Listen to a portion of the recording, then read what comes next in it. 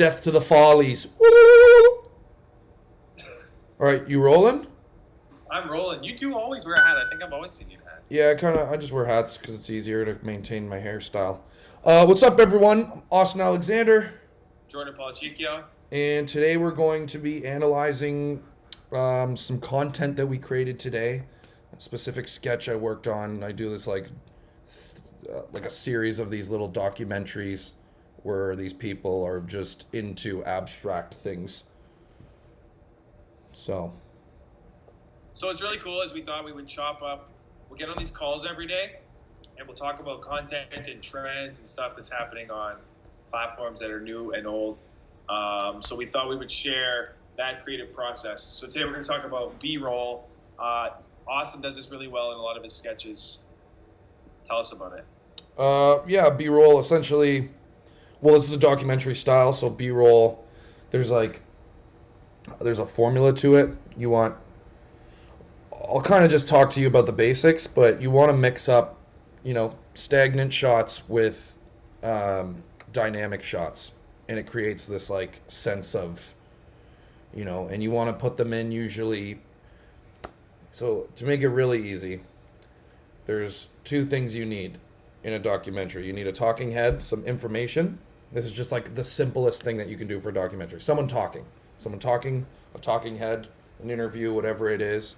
And then you need B-roll. So what I do with the B-roll to make it, interesting for the viewer is I have dynamic shots and stagnant shots. And you know what? I'm going to share screen with you. Oh, for fuck's sakes, man. I had this working. Do you think of B-roll in terms of the way that people would write? So if I wrote a joke and I need the setup to be here so that the punchline, obviously, do you see B-roll in the same way? B-roll should tell the story that's being said. That's being said. Yeah.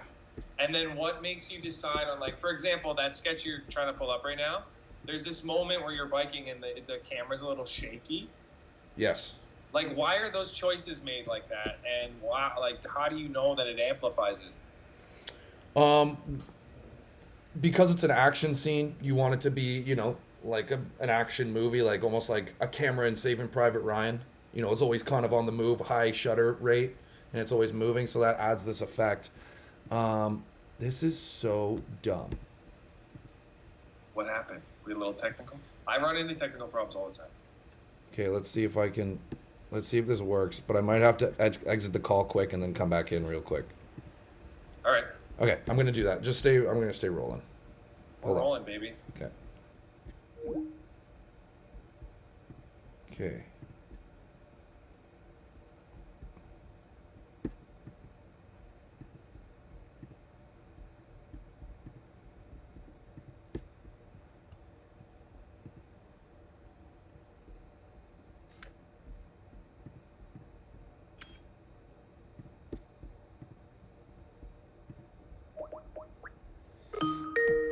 Hey.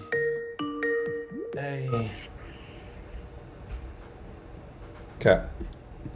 Sheboygan. Share screen. Okay. So we'll take a look at what we got here. This is the sketch, I believe. Okay. You can see it, yeah? Yeah. Okay.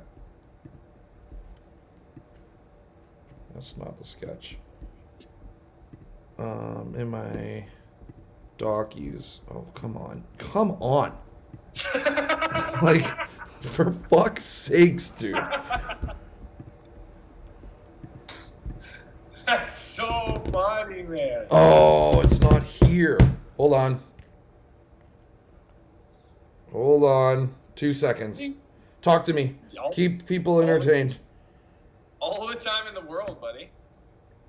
Keep them entertained. Well, you never know what you're going to get down in the old video clamping. The video clamping? The video clamping? Oh, I don't know what the fuck I'm watching. Why am I watching this? And then you wake up in the middle of the night and you're like, God damn it. I do care about those alligators. Okay. Airdropped. Good job. Holy shit. Opening up. Airdropped. Ready? Oh, there it is. Let's go full screen on this. Just that shot is hilarious. Hi, the name's Bikeless, and I'm a bike archer. Like these shots are they're key. Bike arching is pretty much like regular archery, except without the bow and arrows. That shit, dude, the way it's coming, like a mix of that and LARPing. Essentially, you just go around and you play imaginary bow hunting on a bike. You can play with some friends, yeah, but you know, best to play alone, because when you're out there, you know, in the woods, and you're just playing dynamic shot bike archery with yourself, there's also always the element of like a side. I'm a bike archer. And I do this of a because which? I love it. Like, I could always split the camera in half, and you're either on one side or the other. I direct that on purpose. Yeah, that's what I mean. Yeah, because it looks kind of shitty if it's directly in the center. Yeah. So that was that. Specifically, like, so it's such a boring topic. Like, what the hell is bike archery? Obviously, there's like nothing to this. So I wanted some movement in my shots. And then here, this little action sequence. Much like regular archery, except without the bow and arrows, and that stuff. I guess, what am I saying? What am I trying to say here? It's like a documentary style. Okay, here's a good question, okay? A first-time filmmaker is going to look at that and be like, why aren't you trying to put the whole hand in the shot? Or like, why isn't... Do you know what I mean? Like, those are questions that I have. It's like, well, why creatively do you know that that works? Like, for example, I'll show you on my end here. Like, you don't need this part of the arm in the shot. It's okay to have this, like that. And I get that it's depth. You're putting it into depth, Yep. kind of. Okay, so number one thing for any cinematographer or, you know, any DOP, follow the action. So it doesn't really matter. Your brain's gonna, if you're throwing a punch, you know, across camera, and you just have a stagnant camera, it looks like nothing, right? But like if I take my thing and it's like, throw a punch. Yeah. See how cool that looks? Yeah. It adds, you know, that element of action is happening. So just doing Yeah, that I know- looks boring.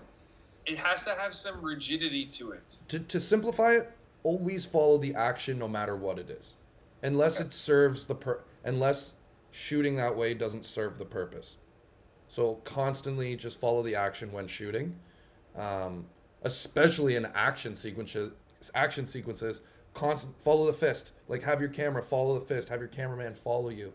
The camera will make the illusion that the fight is happening a lot quicker, or like the action is moving a lot quicker than it actually is. And that's just an element of, you know, shooting action. But so like a lot of people would look at this video and be like, oh, there wasn't that much, like, oh yeah, I get it. You know, someone who's not a filmmaker, an audience will look at it and instantly recognize what's happening. They know the formula. They're like, this is a documentary. Like, I've seen this 100 times, this type of shooting and type of video.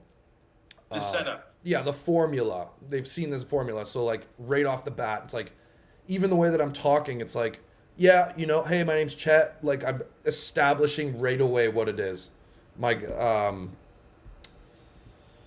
Yeah, I'm a bike fucking dude. But there's... Well, I find sometimes with content like that, it's because it can be shot well, it almost takes away from the silliness of it. Yeah, it's serious. You should never film with the intent of being funny. Interesting. Allow the situation and the characters become the funny. That's why people always ask me like, oh, why, how are you not breaking? Like, how do you not laugh during your takes? Like, how are you not cracking up? And it's like, well, it's not funny in the moment. I'm not filming for funny. I'm film for drama. Make it drama. What will be funny is the character, the acting, and the dialogue mixed with, you know, the elements of your shooting. I think that's definitely one. That's 10 minutes, eh? Yeah? Yeah. Fucking banger, baby. All right, I think that's what. That's it. Bag 'em and tag 'em. Thank you. All right, cool. So yeah, shoot your own sketch, and I guess Check out our shit. yeah, check out our shit. Subscribe to our channels. I'm gonna post this on Eggs Comedy. Jordan's gonna post it on his channel. Fuck yeah. Check out the sketch as well. I'll put it up now at the end. Thank you. Hi, the name's Bikeless, and I'm a bike archer.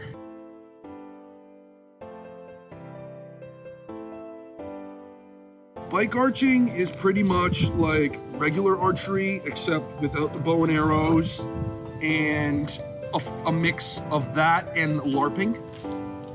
Essentially, you just go around and you play imaginary bow hunting on a bike.